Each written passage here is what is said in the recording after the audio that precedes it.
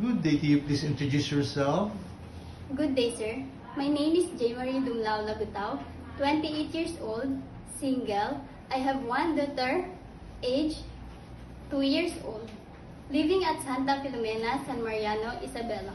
I have 2 brothers and 2 sisters. I am second in the family. I am a college undergraduate and I took Bachelor of Science in Hotel and Restaurant Management. Okay. Can you tell me your work experience? Yes, sir. I worked in United Arab Emirates as a domestic helper for 2 years in a couple who had 2 children, aged 2 years old and 7 years old. I do the chores like cleaning, washing the clothes, ironing the clothes, and my main duty is to take care of the kids. Okay. In your previous employer, how would you take care of the children, especially when sick? I ensure the safety of the baby. I always check the temperature and call the employer if needed. Okay. How would you describe yourself? I am a hardworking, honest, and responsible, sir. Do you have any tattoo? No, sir. Do you have surgery or serious sickness before? I have a surgery, sir, as a cesarean section mother 2 years ago. Okay. Do you have an allergy to certain food? None, sir. Do you smoke and drink alcohol? No, sir.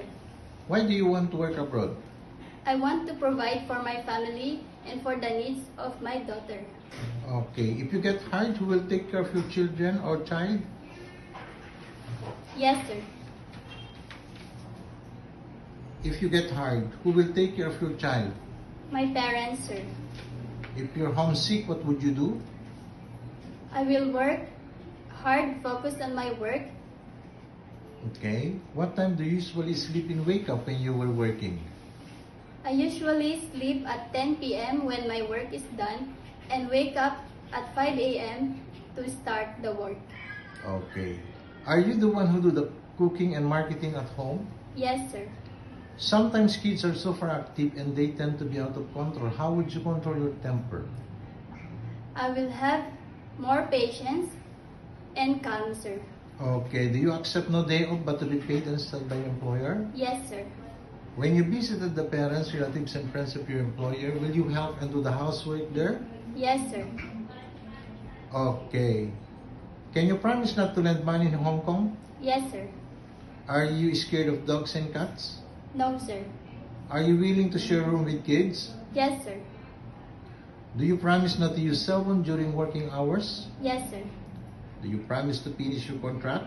Yes, sir. And extend if needed. Can you cook Chinese food? No, sir, but I am willing to learn. Can you sing a nursery song? Yes, sir. Sing it. The wheels on the bus go round and round, round and round, round and round. Okay. What is your message to your future employer? Good day, Mom and Sir. I hope you select me as your helper. I will do and promise that I will do my work properly. Thank you. Okay.